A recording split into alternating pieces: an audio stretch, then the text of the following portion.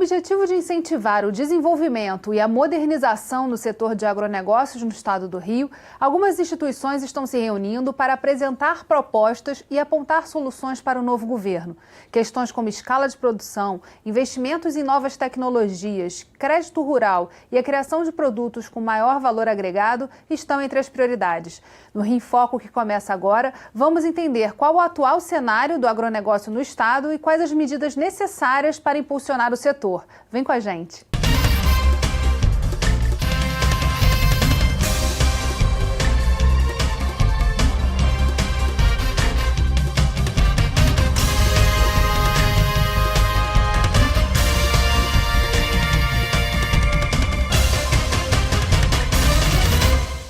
O Rio em Foco recebe o diretor da Sociedade Nacional de Agricultura, SNA, Alberto Figueiredo, e o presidente do Sindicato das Organizações das Cooperativas do Estado do Rio, Sistema OCB-Sescop, Vinícius Mesquita. Atualmente, o agronegócio representa 4% do PIB no estado do Rio. Esse valor corresponde a 12,5 bilhões de reais. Na entrevista a seguir, a coordenadora do Centro de Inteligência em Orgânicos, Silvia Wachner, fala sobre os principais desafios que precisam ser encarados pelo setor. Vamos ver. Los dados preliminares que temos do IBGE, as hectares de produção no Rio de Janeiro é uma linha que se mantém plana há muito tempo. E a nível de estabelecimentos agrários no Rio de Janeiro é uma linha que está em declínio, dados preliminares do IBGE. Ao mesmo tempo, o número de pessoas ocupadas no campo continua ficando menor. Desde o ponto de vista, digamos, geral, a gente poderia falar que o Rio se está urbanizando mais e estamos perdendo muito do nosso interior. E urbanizar significa não só as grandes cidades, mas estamos perdendo muito da parte de pastagens, estamos perdendo a parte de fazendas, estamos perdendo a parte de sítios. Ou seja, a parte agrária, a parte agrícola do Estado está começando a subir. Pelo outro lado, temos o segundo mercado consumidor do Brasil está no Rio de Janeiro. Então, é uma coisa que é completamente diferente. A parte agrícola diminui, os consumidores estão lá e o Estado que importa no Estado. Então, o que fazer? Uma das diversas coisas que precisam são agregar valor aos produtos do Estado, possivelmente agroindústrias que utilizem produtos do Estado do Rio de Janeiro, começar a produzir outro tipo de produtos. Eu usei a palavra mesmice, aprender a ter no Rio de Janeiro produtos que tenham a cara do Rio e não sejam cópias do produto de outros estados. Valorizar o que produzimos aqui, seja indicações geográficas, seja outro tipo de produto. Em Teresópolis tem alguns pequenos exemplos de produção de lupo para cerveja. No Rio fazemos cervejas artesanais. Essas coisas devem ser casadas e essas coisas devem continuar. O que pode a agricultura produzir para as indústrias agrícolas? Como casar alimentos com produtos do Rio de Janeiro? Os impostos têm que ficar no Rio de Janeiro e a gente deve criar mão de obra no Rio de Janeiro.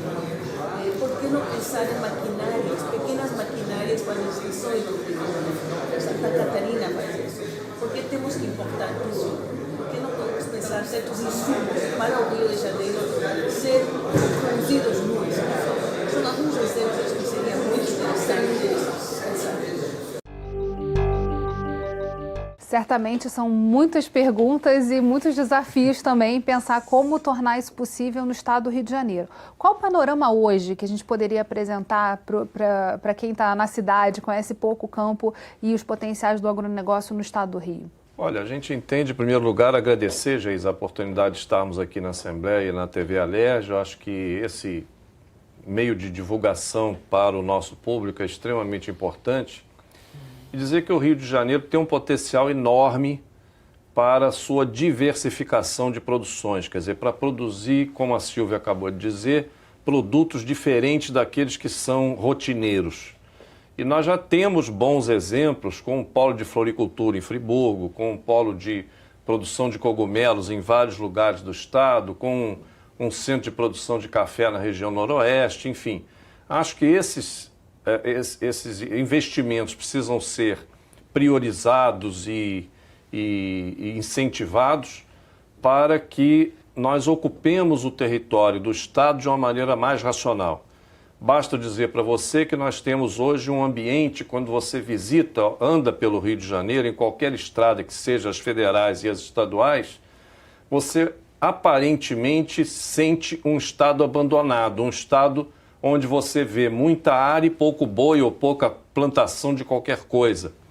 E essa é a característica mesmo, quer dizer, eu acho que nós temos 1,5 milhão de hectares de pastagens nativas que precisam ser melhoradas para aumentar a produtividade, quer dizer, aumentar a capacidade de suporte de animais, e aí você vai ver mais gado comendo em poucas áreas, e isso é importante para aumentar o lucro do produtor e diversificar a produção. É nessa linha que a gente está sugerindo medidas.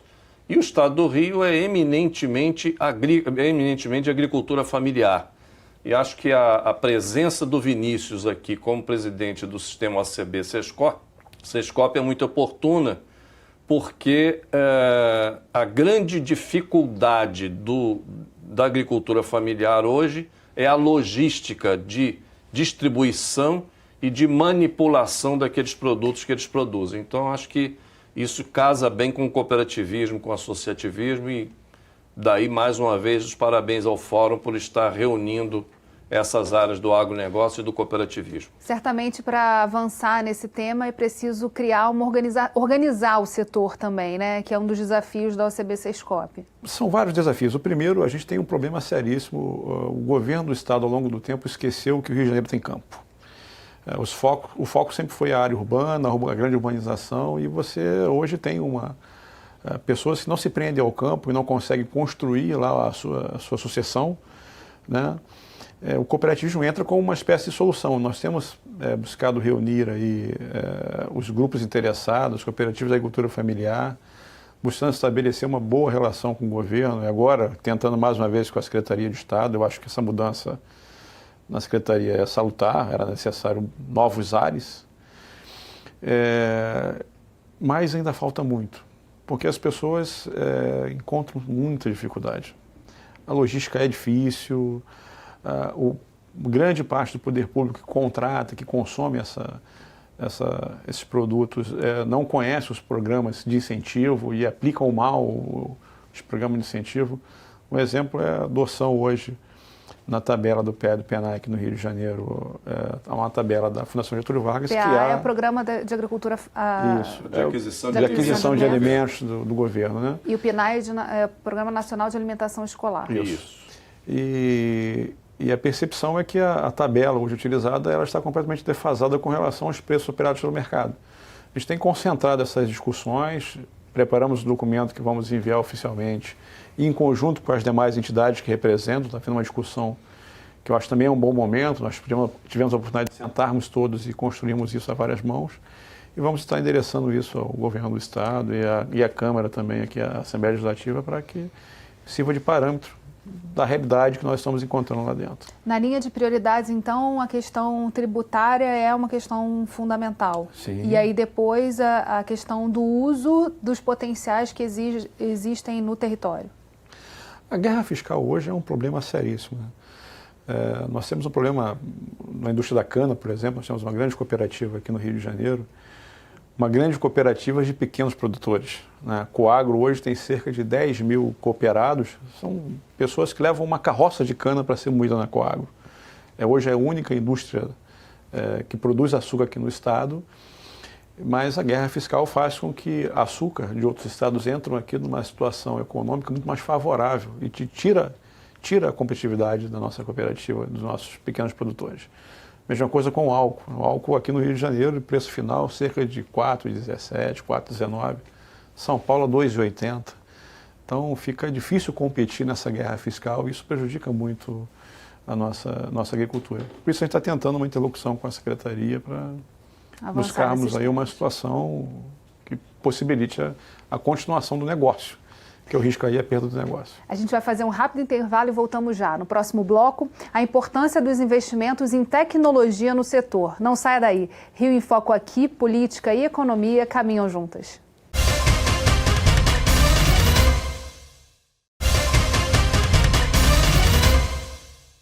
Voltamos com Alberto Figueiredo e Vinícius Mesquita. Em 2018, a Embrapa, empresa brasileira de pesquisa e agropecuária, lançou o estudo Visão 2030, o futuro da agricultura brasileira. A pesquisa mostrou que mais de 60% dos produtores rurais usam smartphones ou aplicativos para trabalhar. Apesar do uso da tecnologia gerar impactos positivos no setor, o Estado do Rio precisa expandir esse mercado. Vamos ver. Nós temos uma carência muito grande de implantação de tecnologias já existentes. Nós temos um arsenal de pesquisa através das instituições de pesquisas como a Embrapa, a Universidade Rural aqui no estado, que já possui tecnologia. Teríamos que estar fazendo um trabalho de difusão dessa tecnologia para ser absorvida pelos produtores rurais. Eu acho que esse é o grande desafio. Alguns locais no Brasil onde a gente vê que a tecnologia já está difundida e está incorporada aos sistemas de produção, nós constatamos vários avanços econômicos e técnicos, né? Acredito que o Estado do Rio precisa ter uma internalização desse conhecimento nas áreas rurais. Como tornar isso possível? A gente sabe que existe uma dificuldade de acesso também. Tem o smartphone, mas talvez o acesso à internet não seja tão bom assim. Então, essa qualidade no interior do estado é muito precária, né? Sem dúvida nenhuma, nós vemos pelo interior muitos pontos negros ainda, não só de sinal de celular propriamente, quanto muito mais sinal de internet. E isso é fundamental para a preservação das famílias na zona rural. Por quê? Porque os jovens já estão, quando vêm para a escola na área urbana, eles tomam conhecimento das tecnologias do smartphone. E quando eles vão para o interior novamente, eles perdem essa condição e, portanto, não querem permanecer lá. Então, acho que isso é urgente e existe um Fundo Nacional de Investimentos em infraestrutura de comunicação que está subutilizado. Então, as empresas que têm a concessão de fornecer esses sinais precisam ser, através do governo federal, estimuladas, através desse fundo, a implementar torres de comunicação em locais onde existe essa escuridão tecnológica e recebendo algum subsídio por isso, porque certamente isso é antieconômico para eles. Agora, se falou na questão da tecnologia e na difusão dessa tecnologia, e acho que o primeiro passo é estimular os abnegados extensionistas da Emater. Nós temos um grupo grande de ótimos profissionais espalhados pelo interior, sediados nos municípios próximos das propriedades rurais, mas não tem tido nos últimos tempos o valor que eles precisam ter. Antigamente, na época áurea da extensão rural, existia uma atualização para esses profissionais que era feito num centro de extensão rural em Viçosa, onde esses extensionistas passavam de 10 a 15 dias recebendo aulas, inclusive, de comunicação. Nós precisamos receber novamente essas informações para termos como convencer o produtor de que nós estamos do lado dele e precisamos que ele adote novas tecnologias, não pelo prazer de adotar uma nova tecnologia, mas para ele ganhar mais dinheiro, para ele ter uma rentabilidade melhor. Então, acho que esses dois pontos precisam ser conciliados. Primeiro, saber o que já existe na pesquisa e isso chegar à mesa do extensionista no interior, isso é um problema sério. A difusão de tecnologia por parte da pesquisa é falha. O programa Balde Cheio é um exemplo do quanto a pesquisa teve que sair dos seus institutos de pesquisa e ir diretamente para o campo. E também esse estímulo aos extensionistas para que eles possam divulgar com tecnologia, porque não adianta você só fazer visita.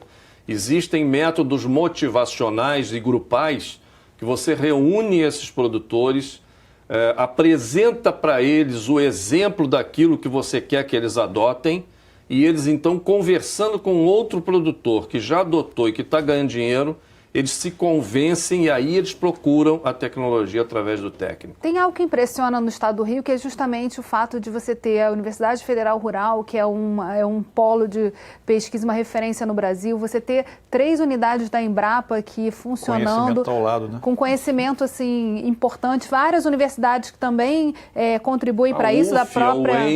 A UENF foi constituída basicamente num polo agrícola e com concepção agrícola. E esse diálogo não acontece, quer dizer, não gera, pode até acontecer, mas ele não gera as inovações que são necessárias para que a gente possa, pelo menos na pouca produção que tem, possa estar ligado nos métodos mais modernos, né? Exatamente. Eu acho que o efeito aglutinador do poder público é que tem que funcionar nesse momento. Quer dizer, ele precisa reconhecer essas instituições, trazê-las para o intercâmbio e transformar as pesquisas que estão sendo positivas e realizadas em tecnologias que podem ser colocadas à disposição dos técnicos de campo.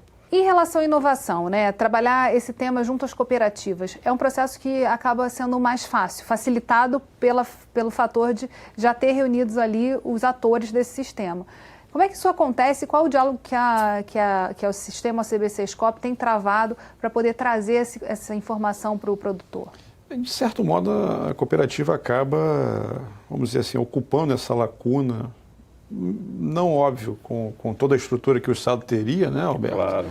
Mas ela acaba dando um pouco de extensão rural, ela acaba dando um pouco melhor de estrutura para esse produtor que está lá ligado a ela. Mas falta fôlego, porque, na verdade, nós temos uma competitividade muito grande aqui no Rio de Janeiro com o produto que vem de fora, como há pouco disse a professora. Isso é muito difícil. Só te lembrando, Vinícius, aí, desculpe a intromissão na sua fala, mas lembrando que a OCB Nacional patrocinou uma capacitação de vários técnicos agropecuários em pecuária de leite lá no Centro Nacional de Gado de Leite, em Coronel Pacheco, durante 8 meses, 1 semana por mês. Foi um custo altíssimo que foi investido nisso, exatamente para preparar os profissionais que dão assistência aos cooperados das cooperativas para que eles pudessem transferir a tecnologia que eles viram lá diretamente para os seus cooperados. Então, acho que é um exemplo do que o sistema OCB já está fazendo com esse objetivo de transferência de tecnologia. E a grande barreira que nós encontramos hoje é realmente a questão da infraestrutura. Você tem hoje uma concentração de startups que pensam soluções para esse pequeno produtor. Esse pequeno produtor tem um negócio na mão, não é só uma fazenda, é um negócio. Isso. E você tem essas ferramentas que poderiam auxiliá-lo numa produção melhor, no escoamento melhor da sua produção e que fica inalcançável por ele, justamente por uma estrutura ainda ineficiente de comunicações aqui no nosso estado. Eu hoje estava vindo para cá e fiquei com dificuldade de falar de um celular aqui no centro do Rio. Você imagina o cidadão que está lá no campo, distante daqui. Agora, em termos de... Existe uma vontade, pelo menos manifestada num dos encontros que a SNA promoveu recentemente, do Ministério da Agricultura, de construir polos de inovação. Esses polos pressupõem a participação dessas instituições também, não só o governo, mas ter também a participação da sociedade civil organizada. Precisa ter uma interferência governamental para dar esse primeiro passo, ou já há um diálogo que permita a criação de um grupo para olhar do que a gente tem de tecnologia, o que pode ser trazido para a realidade do Estado e tentar buscar formas e meios de difundir isso? Bem, na verdade, com relação a essa conjuntura, nós temos construções nacionais que são bem aplicadas e funcionam bem com relação a essa aproximação em estados mais organizados economicamente na área da agricultura. O nosso desafio aqui é praticamente recomeçar do zero. Eu acho que esse é o nosso grande problema. A gente tem que, lógico, e quer estar junto ao poder público, ele é um grande motivador e organizador dessas ações. As estruturas estatais ainda podem mobilizar as pessoas muito além do que o cooperativismo pode. O cooperativismo vai fazer isso com relação às cooperativas, mas tem muitos produtores que não são ligados. E as soluções têm que ser para todos, não só para as cooperativas. Então, repensando nisso, a gente está realmente se organizando, nós voltamos, né, Alberto acompanha isso, a reunir as cooperativas depois de muitos anos, depois do trauma da quebra da CCPL. A gente está tentando uma interlocução, está discutindo com o poder público e com as entidades, todos em conjunto, mas tem muito a se fazer ainda. E lembrando, Vinícius, que em parceria com a OCB, a SNA organizou recentemente, no dia 20 de fevereiro último, um seminário sobre possibilidades do agronegócio do estado do Rio de Janeiro. Esse seminário, que contou com a participação de várias autoridades, inclusive o Paulo Martins, que é o chefe-geral do Centro Nacional de Pesquisa de Gado de Leite em Juiz de Fora, da Embrapa, nós reunimos todas essas informações, produzimos um documento de indicações e consequências desse seminário e estamos, inclusive, tentando agendar com o senhor presidente da Comissão de Agricultura da Alerj, no sentido de entregar esse dossiê para que ele possa nortear as ações da Assembleia no campo da agropecuária e isso ser debatido internamente e produzir os efeitos esperados. Então a sociedade civil já está tomando esse posicionamento, Sim. já está se reunindo e nós estamos fazendo isso de comum acordo, quer dizer, todas as entidades juntas. A gente vai fazer um rápido intervalo e voltamos já. Rio em Foco aqui, política e economia caminham juntas.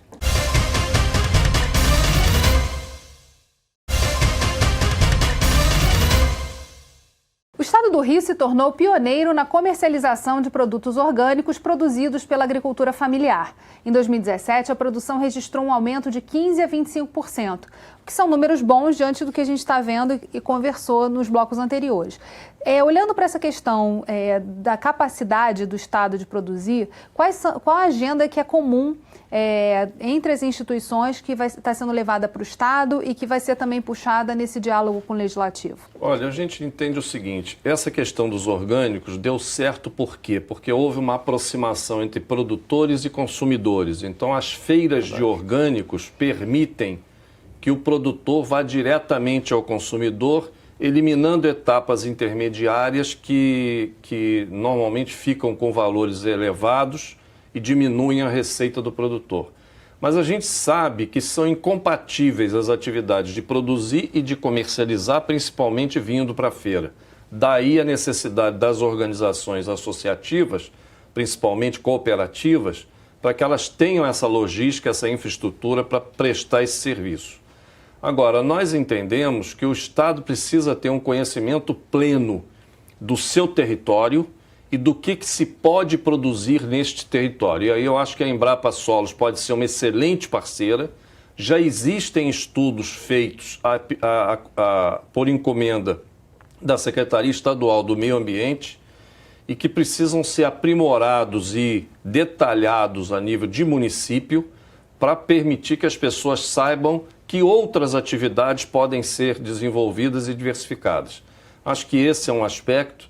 O segundo é o da agricultura familiar se organizar no sentido de atender principalmente a demanda das compras públicas, compras de prefeituras para as escolas, compra de órgãos estaduais e federais para presídios e para instituições, inclusive militares, e os produtores sozinhos não têm condições de fazer isso. Então, acho que o trabalho nosso tem que ser no sentido de estimular, e aí novamente vem a extensão rural como parceiro importante para aglutinar esses produtores, identificar onde eles estão e apresentar os resultados.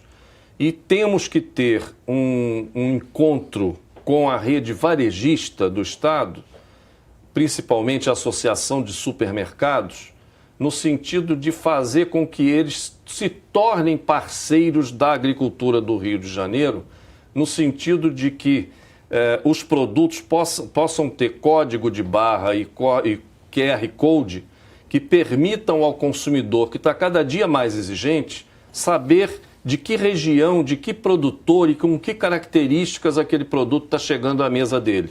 Então, acho que esse conjunto aí pode ser o start necessário para estimular a potencialidade do desenvolvimento agropecuário do Estado. Eu acho até que mais do que isso. O interesse dos varejistas e das associações de supermercados é de que o recurso fique no estado do Rio de Janeiro, porque isso vai retornar para a rede dele. Claro. Se o produtor está próximo à região de venda final desse produto, ele vai retornar lá para comprar os insumos dele do dia a dia. É manter esse recurso no estado do Rio de Janeiro. Eu acho que essa é a lógica que tem que se pensar. Nessa discussão de pauta, né, comum entre as entidades para se levar tanto para o legislativo quanto para o executivo, a questão que nós temos tratado muito é a questão da tributação e do crédito rural. Perfeito. Nós temos um problema seríssimo no Rio de Janeiro, que é um gargalo, efetivamente, é a falta de crédito rural e a falta da habilidade das instituições financeiras em trabalhar com crédito rural no nosso estado. Aí entra o nosso papel como OCB, a gente está construindo uma aproximação com o BNDES para aproximar nossas cooperativas dos recursos do BNDES e aí para as cooperativas de um modo geral, né? Mas também com a tentativa com o Ministério para que a gente capacite os nossos profissionais das cooperativas de crédito a trabalharem com esses produtos do crédito rural. Se não tiver dinheiro, a agricultura não vai avançar. Agora, e também é importante ressaltar e reiterar isso.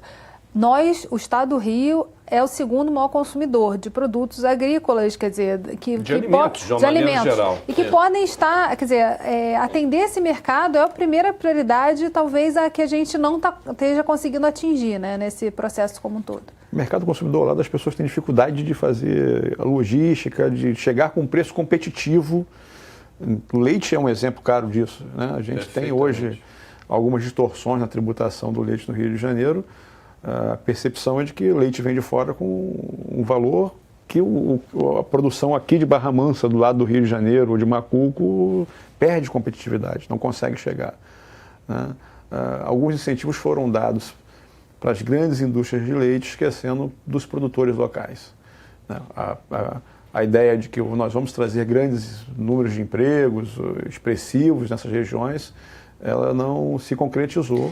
Você tem grandes empresas com poucos empregos, mas com preço competitivo que acaba com a indústria local. Mas talvez porque também tivesse que vir com outras ações inclusas, como, por exemplo, a melhoria da produtividade do leite, questão genética, outros temas que fazem parte desse sistema e que também foram ficando de lado, né? Sem dúvida nenhuma, Geis. Eu acho que essa questão que você acabou de dizer é fundamental. Quer dizer, se os produtores não forem estimulados, não só pela orientação técnica, mas também pela perspectiva de terem o produto comercializado e com ele receberem mais valores por esse produto, dificilmente a gente rompe essa inércia.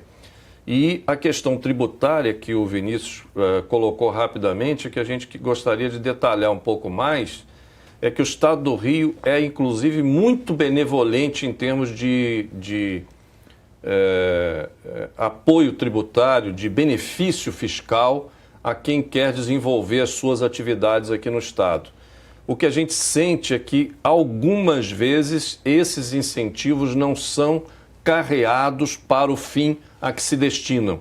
E, portanto, os produtores rurais do Rio de Janeiro acabam não sendo beneficiados. O próprio leite, que tem um incentivo há mais de 20 anos, relativo ao crédito presumido, quando você compara o preço final pago ao produtor do Rio de Janeiro pelo litro de leite na porteira da fazenda e esse mesmo preço pago em São Paulo, Minas Gerais, Espírito Santo ou Paraná, você vê que os nossos preços não são diferentes, em alguns momentos até menores, quando eles deveriam ser, no mínimo, 10% a 14% maiores, em função desse incentivo. São 5 milhões de reais mensais que o Estado deixa de arrecadar e esse dinheiro não está chegando no bolso de quem deveria, que era o produtor, diretamente. Então, acho que essas coisas precisam ser melhor analisadas para que nós possamos prestigiar quem produz aqui dentro do Estado. Quer dizer,